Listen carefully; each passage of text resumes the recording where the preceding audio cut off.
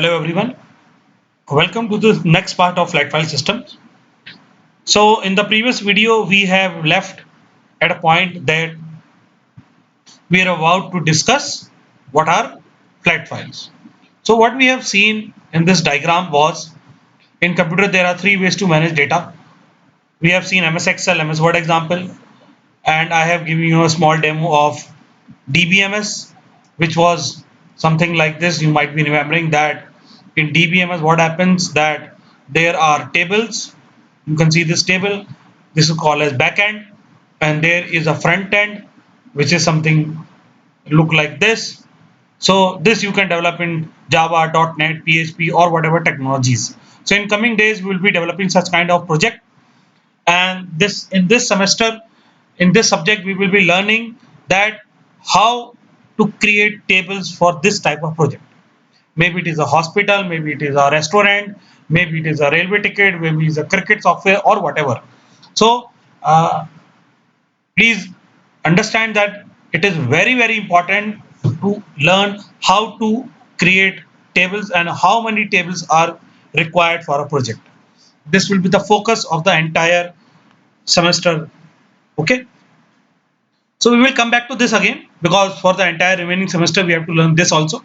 Of course, we will not be doing this front end. This front end we will be learning in your languages like Java, .NET, PHP, Android.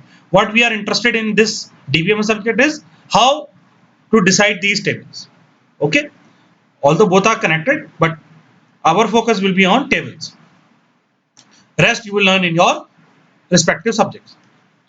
Okay, so now before moving ahead in DBMS, I was discussing about the example of flat files. So let us see an example what is a flat file. Because since a long time there was only flat files available to the programmers, and you know that at that time COBOL, Pascal, etc. type of languages were there. So at that time the software was called as one tier application. The front end and back end both were same. How? Let us see. You must have seen this. You must be aware of this. This is, although you have done C++ in a different platform, maybe in Unix, Ubuntu or something else, this is similar. This is Turbo C. So you can see this is a small program that I have made around 17 years back in Graphica itself. And this program is interestingly used by me in different courses which I teach. It is used in network also, sometimes it is used in C++ also, it is used in C also, and of course it is being used in DBMS.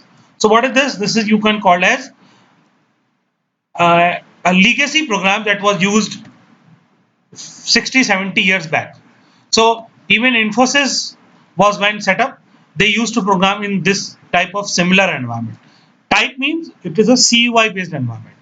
So if I say it is a small program, you will laugh because according to you it might be a big program. But if you go to the end of this program, we are going very soon to the end, you will see that it is not that large program. It is just around 700 lines of program only. So it is not even 1K. Okay, 1K means 1024 lines. So please remember, in today's time programs are being made of crores of millions of lines, and this program is of only 700 lines. But at that time, even writing 700 times around 50-60 years was a big task. And I hope that you might have done such a kind of project. If not, please do it. So what was that? Now let us run this project. What will happen? Now you will see a screen that used to come in earlier days of programming. It was a typical, you can see it's a professional look. It is just a dummy music corner program where you can see certain options are coming: add stock, view stock, modify stock, delete stock, sale, transaction. It is where you can add stock, view stock. Let us see, suppose if there is anything present in this program. Yes, you can see 2-3 pictures record are present there: Venom, Avengers, Black. Okay, now let us add one. So I have added one. This is 999. Movie name, let us write the name Blackout. Okay, category English. singer, anyone, company tips, price maybe 89 something, quantity 99, music Jatin Lalit, let us put anything, lyrics, let us put uh, anyone. You might be laughing on this, but it is just a dummy entry. So no view 5, what you can see, now there are 4 records. These 3 were present earlier, and this blackout I have added just now. Now let us go back, quit. Now program has come back. Now what you must be remembering is that in normal C program, if you come back to the coding screen, your data is lost. But when I run this program again and I press view and 5, what you can see, the data is present. It means there is some kind of database management. Still it is not DBMS. Okay. So again, suppose I want to sell something, I press S, it asks me code, I have to get 999, automatically blackout come, I have given 10.